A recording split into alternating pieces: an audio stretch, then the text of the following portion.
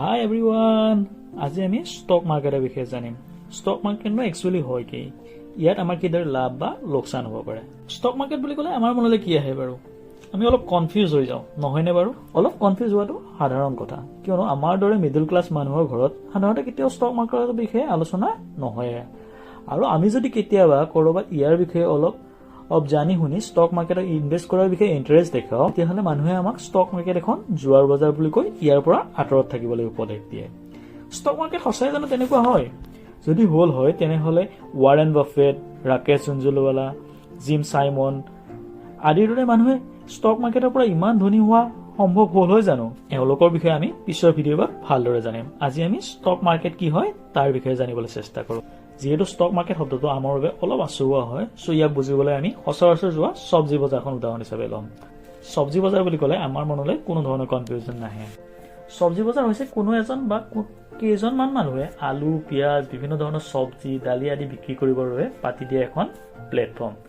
একেদৰে ষ্টক মাৰ্কেটো হৈছে ডাঙৰ ডাঙৰ কোম্পানী যেনে টাটা, ব্ৰিটেনিয়া, আদানী, এয়াৰটেল আদিৰ দৰে কোম্পানীৰ শ্বেয়াৰ বিক্ৰী কৰিবৰ বাবে পাতি দিয়া এখন বজাৰ। যিদৰে বজাৰত বিভিন্ন বেপাৰীবোৰে বস্তু বিক্ৰী কৰাৰ বাবে বজাৰৰ মালিকক সৰু এটা টেক্স দিব লাগে, ঠিক একেদৰে শ্বেয়াৰ মাৰ্কেটতো টেক্স দিব লাগে। আৰু যিদৰে এটা এৰিয়াত 2-3খন বজাৰ থাকে, ঠিক সেইদৰে আমাৰ ইণ্ডিয়াত প্ৰথমতে 2খন শ্বেয়াৰ মাৰ্কেটৰ বজাৰ আছে। এখনক BSE অৰ্থাৎ বম্বে ষ্টক এক্সচেঞ্জ আৰু আনখনক NSE অৰ্থাৎ নেশ্যনেল ষ্টক এক্সচেঞ্জ বুলি কোৱা হয়। এতিয়া BSE বা NSE অৰ্থাৎ ষ্টক মাৰ্কেটত কিনো কৰা হয়? ষ্টক মাৰ্কেটত প্ৰধানত ষ্টক অৰ্থাৎ শ্বেয়াৰৰ কিনা বেচা কৰা হয়। এতিয়া আকৌ শ্বেয়াৰ মানেনো কি? সাধাৰণ ভাষাত শ্বেয়াৰ হৈছে এটা কোম্পানীৰ এটা সৰু অংশ। ইয়াক ভালকে বুজিবলৈ আমি আকৌ চব্জি বজাৰৰ উদাহৰণটোকে লওঁ। ধৰা হ'ল আমাক আলু লাগে। আমি কি বজাৰত থকা চব আলু বা অসমৰ চব আলু কিনি লৈ আহিম নেকি? নিশ্চয় নানো। আমি কি কৰোঁ? আমি বজাৰৰ পৰা 1 কেজি, 2 কেজি বা 5 কিলো আলু কিনি লৈ আহোঁ। অৰ্থাৎ আমাক যিমানখিনি লাগে সিমানখিনি আমি কিনি লৈ আহোঁ। ঠিক একেদৰে ষ্টক মাৰ্কেটতো আমি গোটেই কোম্পানীটো নিকিনো। আমি আমাক কোম্পানীটো যিমানখিনি লাগে সিমানখিনি কিনিবৰ বাবে ষ্টক মাৰ্কেটে কি কৰে? আমাক সুবিধা কৰি দিয়ে। উদাহৰণস্বৰূপে ষ্টক মাৰ্কেটত লিষ্ট হৈ থকা টাটা মটৰ কোম্পানীটোকে লওঁ। ধৰা হ'ল টাটা মটৰ কোম্পানীটোৰ মাৰ্কেট ভেলু 1 কৰোৰ। এতিয়া আমি 1 কৰোৰ দি টাটা মটৰ কোম্পানীটো গোটেই কিনি আনিব পাৰিম জানো? হয়তো নোৱাৰো। সেয়েহে ষ্টক মাৰ্কেটে ধৰা হ'ল টাটা মটৰ্ছ কোম্পানীটোক 10 লাখটা সৰু সৰু ভাগত ভাগ কৰি দিছে। তেতিয়াহ'লে এটা ভাগৰ ভেলু কিমান হ'ব বাৰু?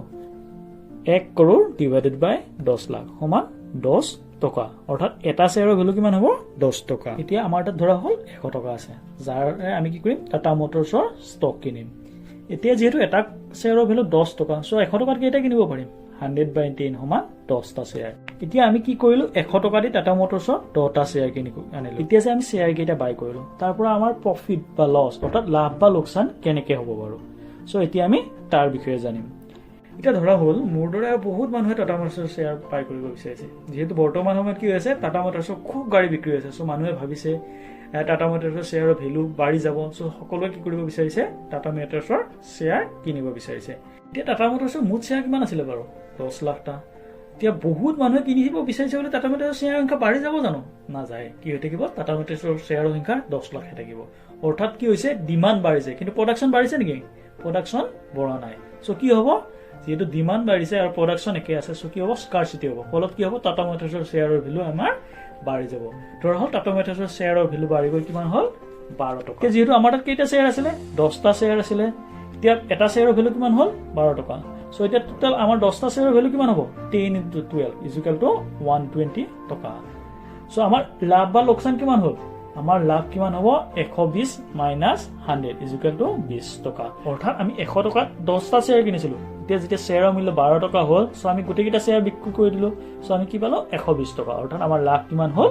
20 টকা। এনেদৰে শ্বেয়াৰ মাৰ্কেটৰ পৰা লাভ হয়। ইয়াৰ উপৰিও শ্বেয়াৰ মাৰ্কেটৰ পৰা ডিভিডেণ্ডৰ পৰাও লাভ, যিটোৰ বিষয়ে আমি ইয়াৰে নেক্সট ভিডিঅ'তে দেখিম। ডিভিডেণ্ডনো কি হয় তাৰ বিষয়ে। এইবাৰ আমি শ্বেয়াৰৰ পৰা লোকচান কেনেকৈ হয় তাৰ বিষয়ে শিকো। চ' ধৰা হ'ল ইজৰাইল আৰু হামাছৰ মাজৰ যুদ্ধখন ডাঙৰ হৈ গ'ল। তেলৰ দাম বাঢ়ি গ'ল। মানুহে কি কৰিলে? গাড়ী কিনা কমাই দিলে। যিহেতু মানুহে গাড়ী কিনা কমাই দিলে, অৰ্থাৎ টাটা মটৰৰ বিক্ৰী কম হৈ যাব। ফলত কি হ'ব?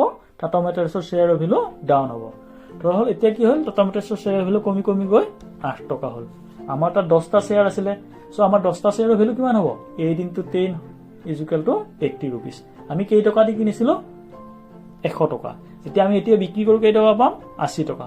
অৰ্থাৎ আমাৰ লোকচান কিমান হ'ব 100 টকাত কিনি 80 টকাত বিক্ৰী কৰিলে লোকচানটো হ'ব নহয় সো আমাৰ লোকচান কিমান হ'ব 100 - 80 সমান 20 rupees ঠিক এইদৰে কি হয় শ্বেয়াৰ মাৰ্কেটত যেতিয়া আমাৰ শ্বেয়াৰৰ ভ্যালু ডাউন হয় তেতিয়া আমাৰ কি হয় লোকচান হয় সো আমি আজিৰ ভিডিঅ'টোত শ্বেয়াৰ মাৰ্কেট একচুয়ালি হয় কি বা এটা শ্বেয়াৰ মাৰ্কেটত আমি এটা শ্বেয়াৰ কিনিলে তাৰ পৰা কেনেদৰে লাভ হ'ব পাৰে বা লোকচান হ'ব পাৰে ইয়াৰ বিষয়ে শিকিলো আমি নেক্সট ভিডিঅ'ত কিহৰ বিষয়ে শিকিম বুলি কৈছিলো ডিভিডেন্ড ক্যালকুলেট তাৰ বিষয়ে তো তোমালোকে যদি ভিডিঅ'টো ভাল পোৱা ইয়াৰ পৰা কিবা শিকিব পাৰিলা তেনেহলে ভিডিঅ'টো লাইক আৰু শ্বেয়াৰ কৰিবা আৰু চেনেলটো সাবস্ক্ৰাইব কৰিবলৈ নাপাহৰিবা থ্যাংক ইউ